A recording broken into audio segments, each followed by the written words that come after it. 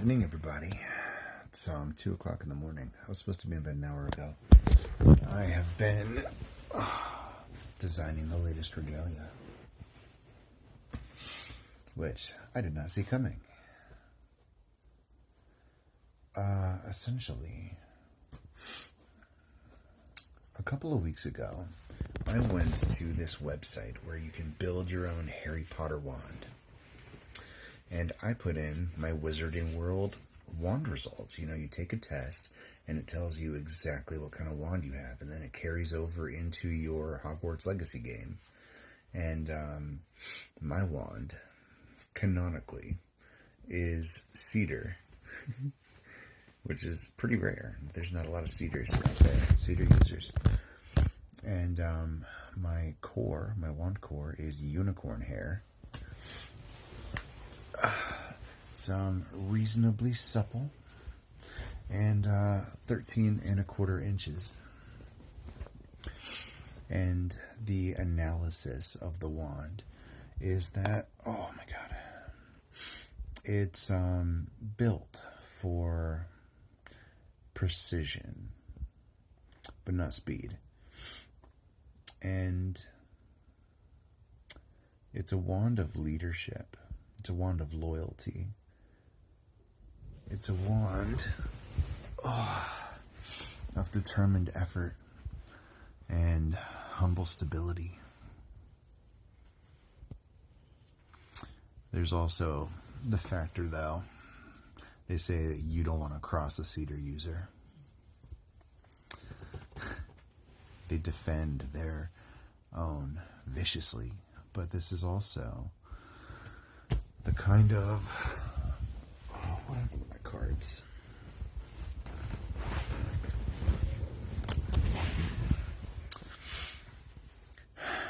It's a very potent wand.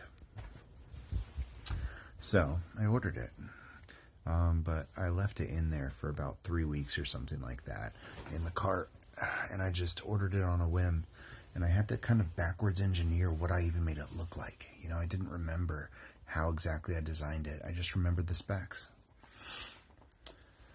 And I was thinking about it tonight, and I was like, it's great that I'm getting my wand, but I know that it doesn't have a unicorn core. The deepest part of its magic is missing. And that doesn't sit right with me. Because you can direct energy with anything. You can use your hands. You can use nothing at all. You can do it with your thoughts. But the wand is a tool. It's an extension of you. It's an arm. Not just a piece of wood that you direct energy with. So I was thinking about what I would use instead, because unicorns don't exist here. Not that I found. I couldn't pluck a hair off of one. And my plan was to drill a hole and insert the unicorn hair, whatever I decided was going to be the unicorn hair, and then plug it back up. But I think I found a better plan, because I was thinking about like white stags, or just using a white horse, female preferably, because it's the closest cousin that you'll get to a unicorn. But I ended up expanding that idea, because if you remember, my lantern where I put all my sacrifices, where Malik's essence got dumped in the first place before it was transformed into Firebird, which then transformed into the rest of the major arcana and eventually into Temperance, Yaldabaoth. Malik. And what is Malik? Creature of balance. Both extremes, simultaneously. Half snake, half lion, with wings. Sun energy. Maybe moon too. So, I figured lion's mane. That's going to be it. And it turns out that's illegal. You can't just get a tuft of lion hair, which is so unfortunate, which means that I will have to come up with a facsimile, and I did. But before we get to that, King Cobra. I'm going to take the wand, and instead of drilling a core, I'm going to wrap the handle in King Cobra shed, the shed skin of a king cobra. They are divine, royalty. They symbolize so much spiritually: death, rebirth, transformation, venom, power. Hidden knowledge. But it's more than that.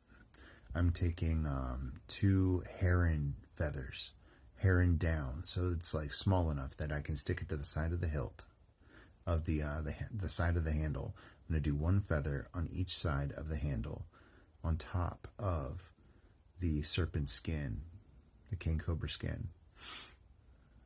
And I'm going to place those there.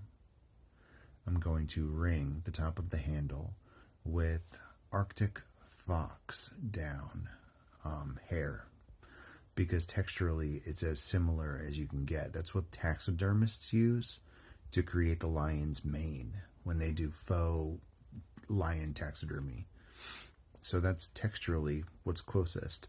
But I'm going to use the eclipse on March 3rd. It's a blood moon eclipse. And I'm going to use that event to saturate the fur with that dualistic energy. And gold leaf, I'm going to anchor it with gold leaf, which is symbolic of the sun, and use that in-between space to charge it. And it's ascension energy, eclipse energy. And once all of those are on, I'm going to coat it in the mirror dust clear coat that I used on all of my necklaces. That connects everything directly to the lantern, to my ancestral well. And finally, from the gold leaf anchor, I'm going to wrap a white horsehair around the wand's shaft, because it naturally has a spiral. It's like shaped like an organic spiral. I'm going to follow the spiral with the white horsehair, and then I'm going to clear coat that, essentially recreating the aspects of Malak in the base of the wand, charging it upwards into the white horsehair, creating a facsimile of the unicorn core, linked to my ancestral well and the other regalia. This is going to be, my 5th artifact. We have the Sword of Wisdom, the Karmic Mirror, the Elysian Key, the Chintamani, Wish Fulfillment Gem. Now, my wand.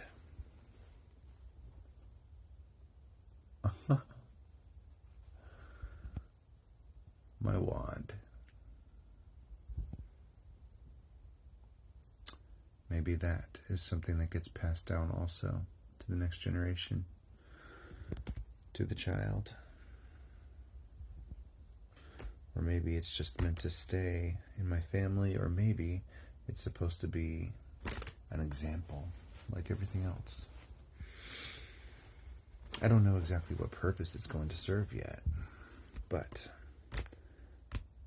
every single tool Spirit has placed in our hands, there's been a reason and a season for it. And I think that page to king is relevant here.